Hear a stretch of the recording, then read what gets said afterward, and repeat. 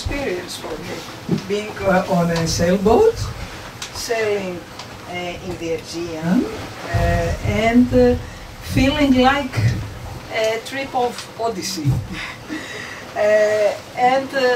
As you know, the god of the sea in our mythology is Poseidon.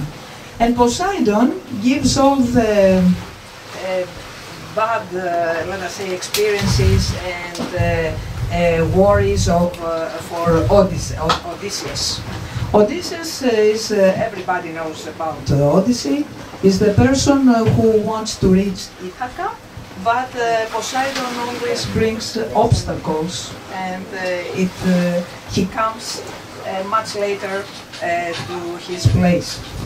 This is something Coded. there is a code that has to do with our soul Itself. why we are here, what we have to go through, and what's the goal. So Homer has coded all these meanings about the soul in his two big works, Iliad and Odyssey. Analyzing Poseidon, we will understand what is the real cause of all this, let us say, torture of Odysseus.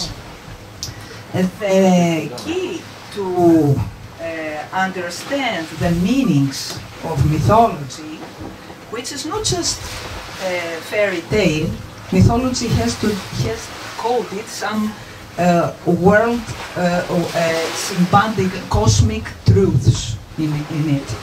and the key to understand This is the analysis of the Greek words that are used to describe. the myth. I must tell you a few words before analyzing Poseidon about etymology. What is this? This is a characteristic Only of the Greek language.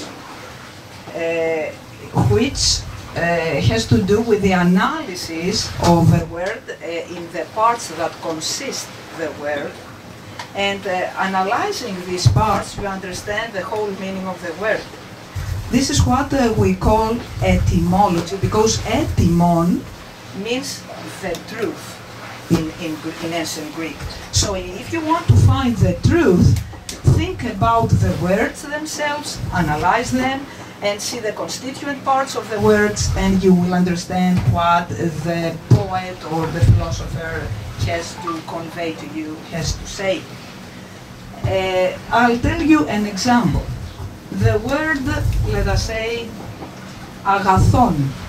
agathon means The best. It's the name of a god, which is the virtuous god.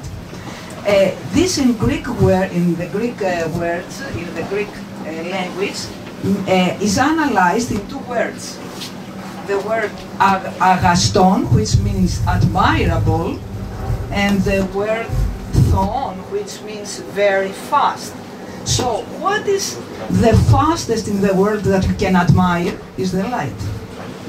Because we know that the speed of light is the highest in the universe. So God is light, and it's called agathon. And the analysis of the word agathon gives us this meaning. This is a very simple example. Plato has written a book on that, and gives the structure, the plan of the structure of the Greek language. So Socrates talks in this book and gives 167 examples of the analysis of some key words in the Greek language, among which are the names of the gods. So I borrow the analysis of Socrates about Poseidon, and this is what I will tell you today. This book is called Kratilos. Kratilos is the name of the book of Plato, and is called about the real truthfulness of the Greek words, about the correctness of our language. It's another title of the book. So I borrow this analysis of Plato given by Socrates, that talks about Poseidon.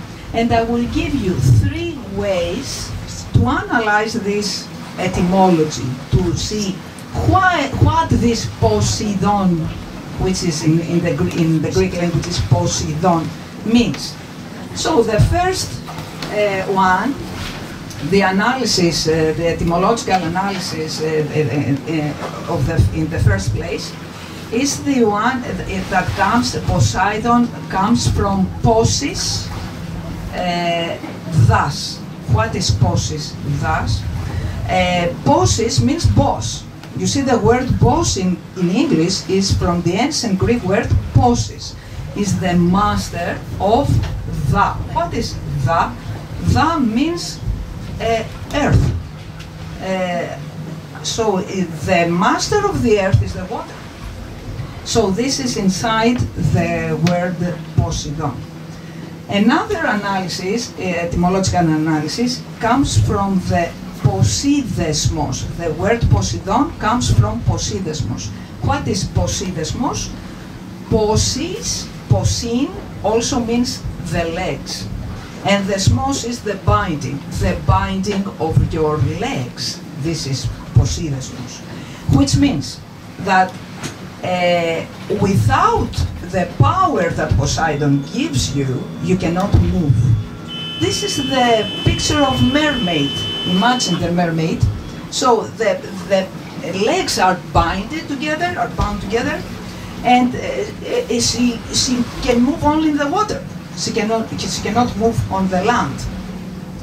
This is because Poseidon represents the feelings we have here. Our heart. Our heart is like the sea. Our sentimental state is like the sea. It can be turbulent, wavy, and when you are overly worried, when you are upset upside down, you know. So when something really makes you feel very bad, you cannot think clearly. So that's why we say Poseidon, which means the ruler of the feelings. This is actually the meaning in our Greek mythology. Gives you obstacles in acting. So if you don't feel well here in your heart, you cannot act. That's why your legs are bound. No, it's Posidesmos. And is the master of our heart, and what really makes the life of Odysseus difficult is the fact that something bothers him inside his heart. So all the obstacles that you have to overcome in order to reach your goal have to do with the clearing of your sentimental state. And when we say clearing, we don't mean that, okay, I don't hate somebody, or we mean all the negative feelings, including fear. You know, the king of fears is the fear of death. So, and this is what our mysteries in ancient world, in our ancient Greek, in ancient Greece, like Eleusinian mysteries and Cavirian mysteries, in Samothrace and in Eleusis, which were very famous all over the world. And actually next year is dedicated to Eleusis, which has been announced as the capital, the cultural capital of Europe. Eleusis is where these mysteries were had taken place, were conducted. And when you participated in these mysteries, you learned how to overcome the fear of death. And this is very common in all our history and the heroes, and not only in mythology, but in real practice, like Leonidas, you know, Marathon and all this stuff. All these people have gone through these mysteries and have tried to take control of their sentimental state so that they don't feel down. Because if you feel down, you cannot act, I repeat. So when you hear Poseidon, this means sentimental state, which can be like the sea or like a lake. And when you have the lake, everything is calm, and you know, we have the swans in the lake. That's why the swans are dedicated to Apollo, which Apollo is the god of light. So if you want to find the light here in your sentimental state, try to make it look like a lake. Be calm. Don't let yourself get upset. This is very difficult because all our life has to do with that. Now, the third way to analyze the word Poseidon is from P, Sion, Tha, which means the letter P in Greek is like a gate. This is how we write P. And we say porta is the door, pili is the gate. So this look like P. And you know pi in mathematics. This is P in the Greek language. So it's like going through a gate. So Poseidon gives you the idea, makes you think that you have to go through a gate. That's why it starts with P. And then we have Sion, Poseidon, Sion, which means shaking, shaking a lot. So when you go through this gate, something you feel shaking, and then you have the word Tha or Ga, which means earth. It's like shaking the earth. Poseidon has to do with the earthquakes as well. And the Orphic hymn of Poseidon says that Orpheus calls him Enosigios, which means you make the land shake. And if you take it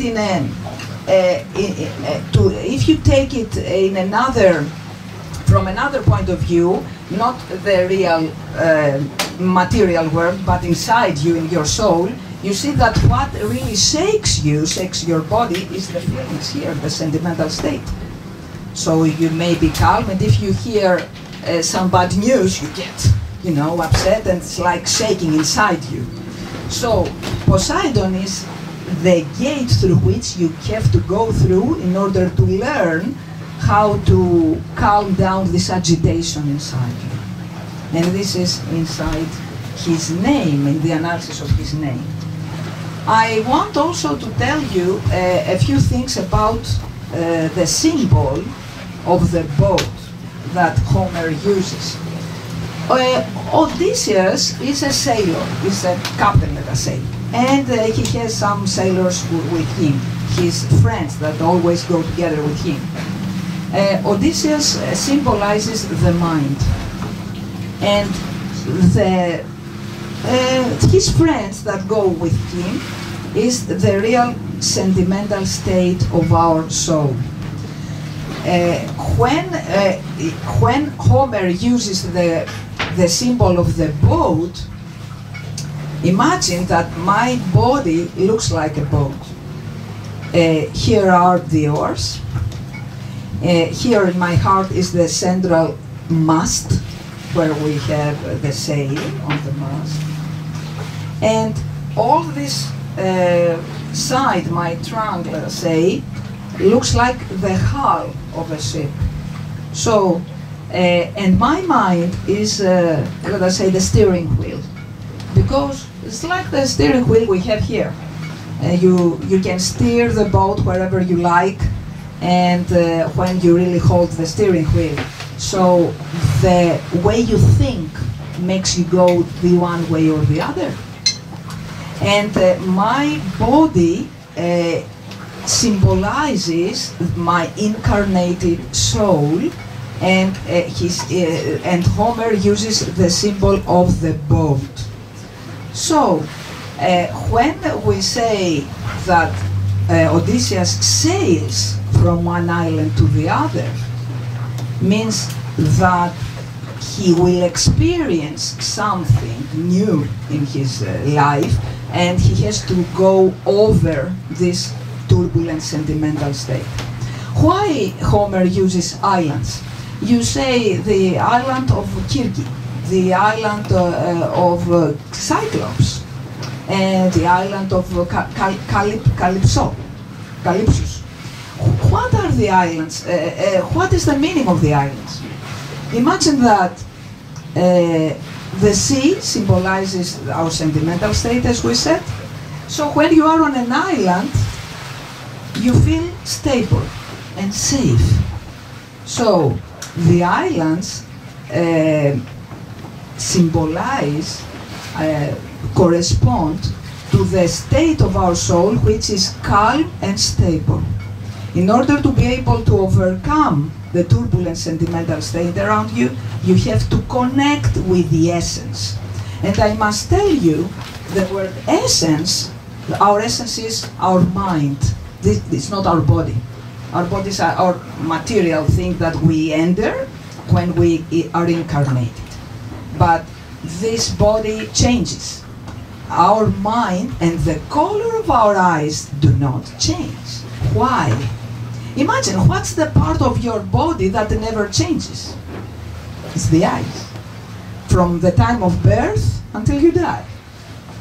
And when the person dies, this brightness of the eye disappears. It becomes, it's not that bright. The eye is not bright. And this happens because the power of the mind, which is inside us, is the power of life that we have inside us. This is called etheric inside. It's the power of life that we have inside us. Comes out through the eyes and through the pupil, actually, of the eye. So, because the eye is directly connected with our mind inside here in our brain, is bright, because the mind is light.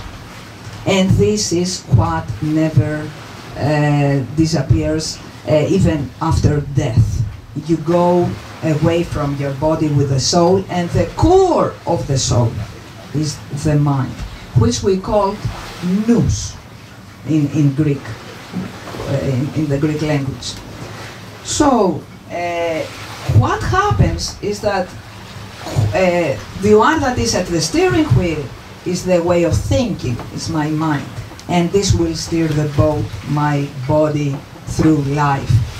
And what I have to do is take the oars, my hands are the oars, and try to row the boat. These are the actions that we do. Because we act with our hands, we don't act with our legs.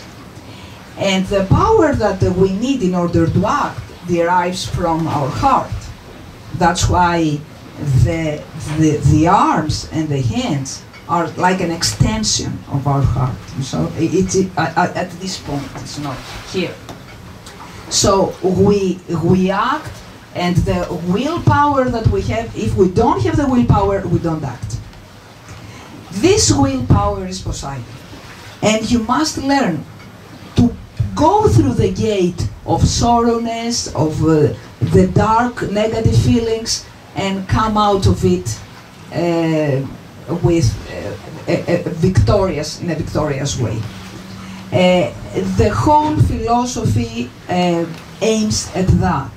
How to handle negative feelings so that you transform your sentimental state from a sea to a lake. And that's why we have two gods in our mythology that have the name of Limneos and Limnatis, which means the one of the lake. And the goddess which has this name is characterized by this name Limnatis, which means somebody that helps you to make your sentimental state a lake, is the goddess Artemis, which is Diana. And she's an archer because she shows you what you have to aim at. And what you have to aim at is denoted by her name, because Artemis is arete, and arete means virtue. So the first thing you have to aim at is virtue. Try to be fair, try not to be bad to other people, be fair with yourself as well. So the first thing is the virtue. And the second god that has this name, that has to do with a lake, is Dionysus. He is called Limneos, which means that he has to do with a lake, because Dionysus is the king of our world. And I will end my talk today, my brief talk, with the analysis of the word Dionysus. Dionysus is Dios Nous, which means the mind of Zeus. So Dionysus is the mind, the god that protects your mind when it comes inside the body. And it has to stay intact in order to be able to go through the gate. And what we find here as a challenge is to clear our sentimental state, which is Poseidon. But at the end, we reach Ithaca.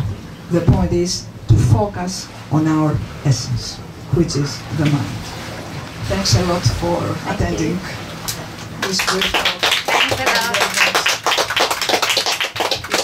If you want to ask me something, anything, I will be glad to answer, if I can, whatever questions you may have.